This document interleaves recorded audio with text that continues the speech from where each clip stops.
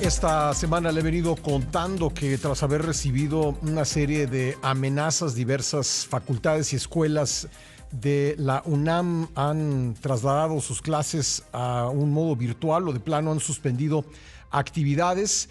Y la UNAM pues está en este momento justamente viendo de qué manera puede diseñar un retorno seguro a clases. Vamos a platicar al respecto con Hugo Concha Cantú, abogado general de la Universidad Nacional Autónoma de México. ¿Cómo estás, Hugo? Gusto saludarte.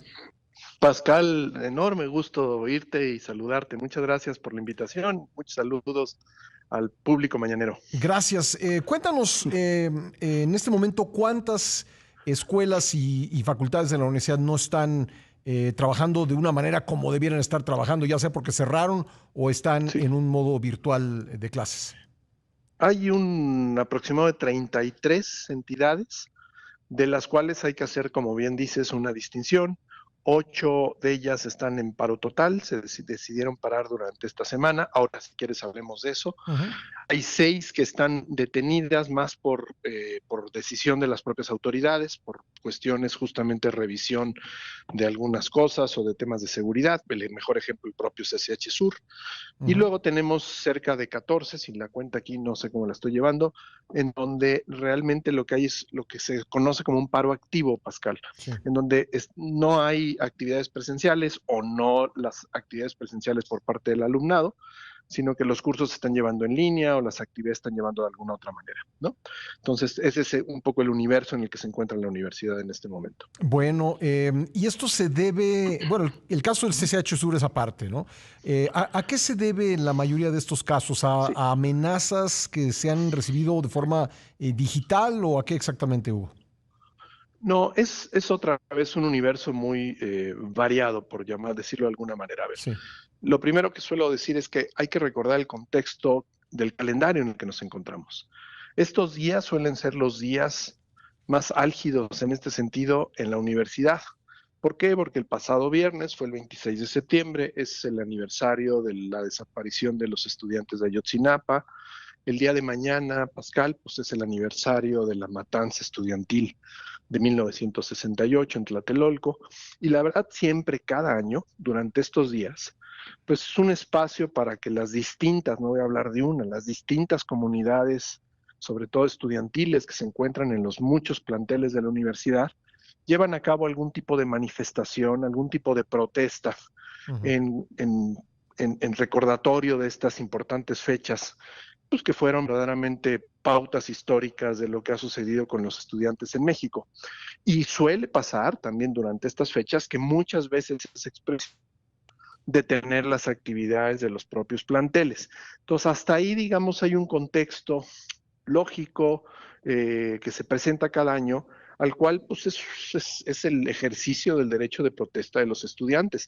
A veces lo que pienso, mal haríamos en pensar que este tipo de cosas los estudiantes las pasan por alto, ¿no? Uh -huh. Pero esto, ahora sí, sí se mezcla, yo diría, sí se mezcla con la tragedia que ocurrió el lunes pasado, ¿no? El asesinato de un joven alumno en el CCH Sur y la conmoción que esto generó tanto en ese plantel como en general en toda la universidad y en todas las comunidades. Entonces, cuando tú me preguntas a qué se debe esto, pues se debe a muchas razones. Hay algunas entidades que están parando simplemente por las fechas en las que nos encontramos. Hay otras que están parando porque están en solidaridad con el CCH Sur y lo que ocurrió. Hay otras que efectivamente se ha dado una serie de amenazas de distinto tipo otra vez. Hay amenazas, ha habido algunas de amenazas genéricas, muchas en pintas en espacios públicos como son baños, ¿no? En donde se ha puesto ahí la amenaza, genéricas y abstractas. Y ha habido también amenazas dirigidas a personas en específico. Entonces hemos tenido, digamos, ¿cómo podría decir? Este evento que muchas veces, según lo que oigo de los expertos, es un efecto como de repetición, de copycat, le dicen, Uh ¿no? -huh. De lo que sucedió en CCH Sur, nunca falta la persona que siente la necesidad de decir que están solidarios con lo que ocurrió en el sentido muy negativo de la palabra. Y entonces se presentan amenazas. Las amenazas en las universidades es un fenómeno bastante común y también lo que sabemos es que, con excepción de sucesos horrorosos que se llegan a presentar en las en las escuelas norteamericanas. La verdad es que muchas veces las amenazas son en sí el hecho, no necesariamente llevan a la consecuencia que están diciendo. Simplemente a veces el fin es crear confusión y sobre todo suspensión de actividades, ¿no? Tenemos documentados casos de alumnos que a lo mejor tienen que cumplir con una obligación en un día y pues se les hace muy fácil mandar una amenaza para que ese día el plantel no tenga actividades y con eso brincan el examen, la tarea o lo que tenían que entregar, ¿no? Eso también, a ese nivel a veces de simplicidad e irresponsabilidad se puede llegar a encontrar el origen de muchas de estas amenazas.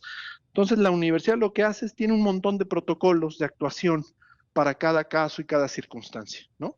Lo primero que se hace normalmente cuando esto ocurre es que las entidades, las autoridades de cada entidad tienen que dar parte, tienen que avisar, para que entonces sí los distintos cuerpos que conocen lo que hay que hacer o el protocolo a seguir se echa a andar de inmediato, Ya. ¿no? Varía según de lo que se trata en cada caso. Me quedan un par de minutos. Quiero preguntarte sobre las Por favor. medidas que tomará la universidad para lograr el regreso a clases.